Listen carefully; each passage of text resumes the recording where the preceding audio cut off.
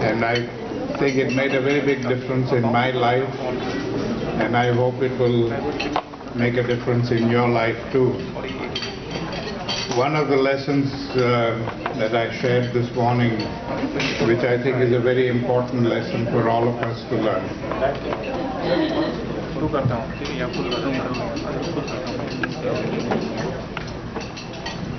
is about understanding anger and being able to use that energy constructively. We have grown up to believe that anger is something we should be ashamed of, and we don't want to talk about it, we don't want to deal with it, we don't want to teach it, we just want to ignore it and suppress it. But I was a very angry young boy because I grew up in South Africa and I suffered a lot of prejudices there. And I wanted to fight back and get revenge. And that's when my grandfather taught me that anger is like electricity. It's just as useful and just as powerful, but only if we use it intelligently. But it can be just as deadly and destructive if we abuse it. So just as we channel electrical energy and bring it into our lives and use it for the good of humanity, we must learn to channel anger in the same way so that we can use that energy intelligently for the good of humanity rather than abuse it and cause grief. I've been working with a lot of prisons in New York State, and all of the prisoners there acted in a moment of madness, and they all tell me that if they could go back and change that moment, they would love to do that. But once you have done it, there's nothing you can do to take it back again. So learning about anger and using that intelligently is a very important thing. Recently, even Harvard University did a study, and they found that more than 85% of the violence that we experience in our personal lives or in our societal life is generated by anger. And if we can learn to channel that energy constructively, we'll be able to reduce that violence very substantially in our life. So it's very important, and I can't stress enough how important it is for us to learn about anger and use that energy constructively. One of the reasons I am doing what I am doing is because of that early anger that I felt because of the discrimination. And after learning this lesson, I decided that I should share this lesson with as many people as possible so that we can bring peace in this world. Another lesson that I learned from him as a little boy happened to come through a little pencil. I was coming back from school and I had this little pencil in my hand, and I wanted a bigger pencil, a new pencil, and so I just threw the pencil away. And that evening when I went and asked grandfather for a new pencil, instead of giving me one, he subjected me to a lot of questions. He wanted to know how the pencil became small and where did I throw it away and why did I throw it away, and on, and I couldn't understand why he was making such a fuss over a little pencil until he told me to go out and look for it.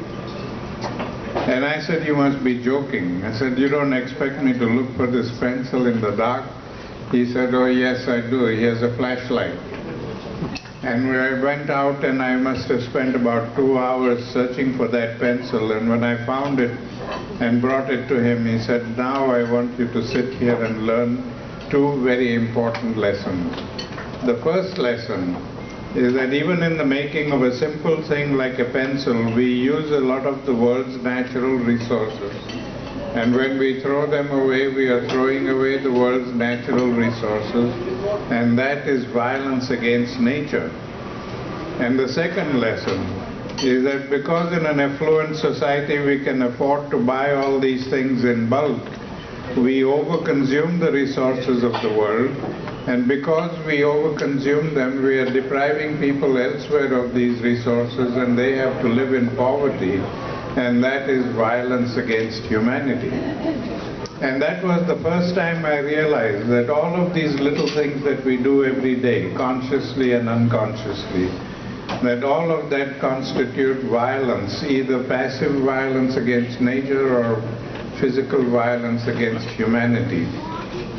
So it's very important that we do that introspection to find out how are we contributing to violence every day. I read recently in the New York Times that in the United States alone, we throw away $160 billion worth of food every year. Every year, $160 billion worth of food goes down the drain, when there are so many people in the United States who go to bed hungry. And that, I think, is the worst form of passive violence. We also find in the world today, and even in our own country here, disparities between the rich and the poor. The poor keep getting poorer and the rich keep getting richer, and we don't pay any attention to this. It's happening also in the world, where half of the world is languishing in terrible poverty, and the other half lives in luxury. It's only when we become conscious of all of these things and become aware that we need to do something to help the other part of the world to become more conscious, that we will be able to do something. You know, I take a group every year on a Gandhi legacy tour, and the idea of the tour is to show the young American people how nonviolence is used in everyday life to bring about a change in society. One of the programs that we go to is called the Barefoot College. And this was started many years ago by an engineer who passed out of the Indian Institute of Technology. And he told his parents, he said, before I settle down, I want to devote 1 year of my life to helping the poor people. And so he went to this village in Rajasthan, and he found that the women in the village were suffering the most. They were suffering from poverty, they were suffering from ignorance, and they were suffering because their husbands and the male society dominated over them. So they were in the worst condition among the poor people. So he decided to get all these women together and teach them how to build solar panels through cheap material. And within 6 months, these women became solar engineers. They can't read or write at all, but they've become solar engineers. They've gone out and electrified their villages. They maintain the system themselves.